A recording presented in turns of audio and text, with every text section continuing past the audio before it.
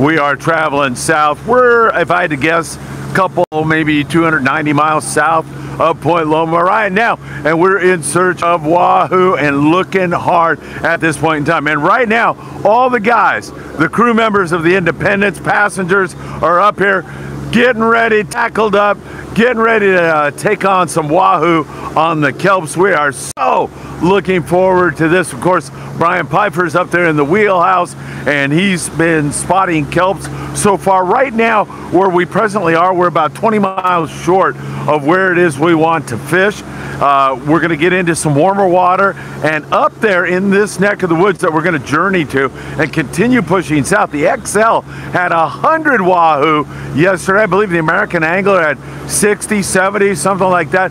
So the Wahoo fishing has gone from 0 to full speed, and that's why we left that yellowfin tuna bite we were in. If you've been following us here on Friedman Adventures, we have been bringing you all the very latest. This is the morning briefing. Welcome everybody. If you don't mind, hit that like button, share these videos with everyone. We've been having so much fun on this trip so far. We traveled about 24 hours. We stopped and immediately started catching smaller grade yellowfin tuna. I want to say 12 to 25 pounds with the occasional 50-pounder kicked in there. Those yellowfin were voracious, eating 40-pound. Scott Bucher was even fishing 50-pound.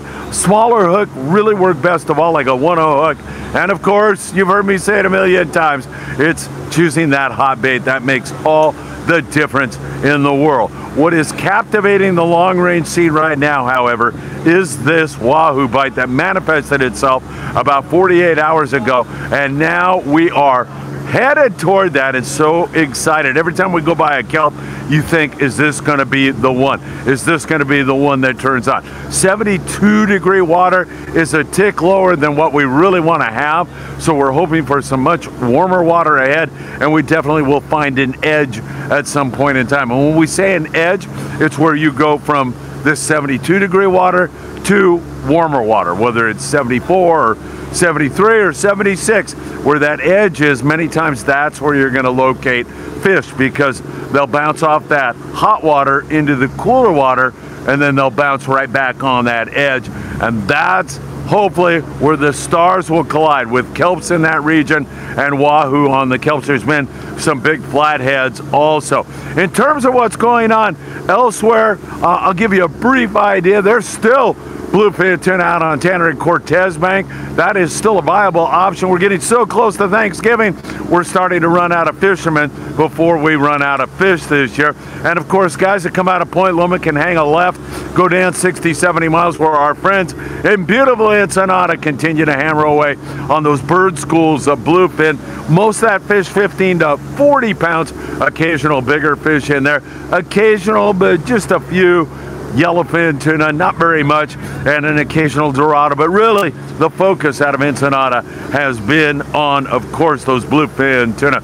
And elsewhere, we're catching lots of rockfish up to San Francisco, from the border up to San Francisco.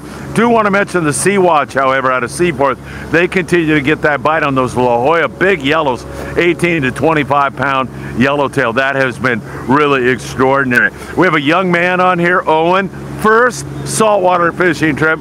Caught his first fish, a yellowfin tuna, yesterday, and thank goodness we were able to capture that in a beautiful little short. I say beautiful because him and Grandpa were hugging, and I gotta hand it to our friend Scott Bucher.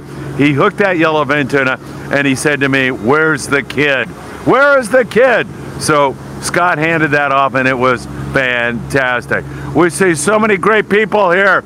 Here comes Leo, who had that giant bluefin tuna last night. Hey, come here, man. Give me 5. Leo, that was an exceptional catch, man. Dude, that thing was crazy. Here, look out there at your fans. You can. Yeah, it was mean. It was. It was a mean fish.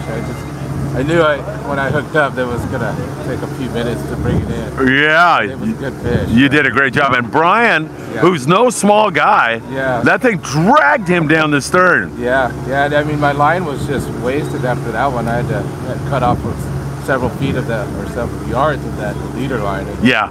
worked up. Good job, man. Yeah. How about some Wahoo today? Yeah, I love some. Leo, thank you. You're welcome. All right, there's Leo. He made that extraordinary catch. And once in a while, we're going to continue to get ready here. I know there's a lot of comments there. I apologize for not being able to respond, but we got some Wahoo to catch and some fun to have, and I'll be taking you along the rest of the way. Anything really crazy happens, we'll come on here live, and we'll continue to send out our good vibes to each and every one of you. December the 13th, 22nd Street Landing, San Pedro, California, 10 a.m. to 2 p.m. Fan Appreciation Day. We're going to have food, live music, open house on the Freedom. You're going to love that. And I've been talking to Promar. They may be doing some hoop netting demonstrations on board the Freedom. It's a work in progress. Of course, Mad Dog Custom Rods will be there.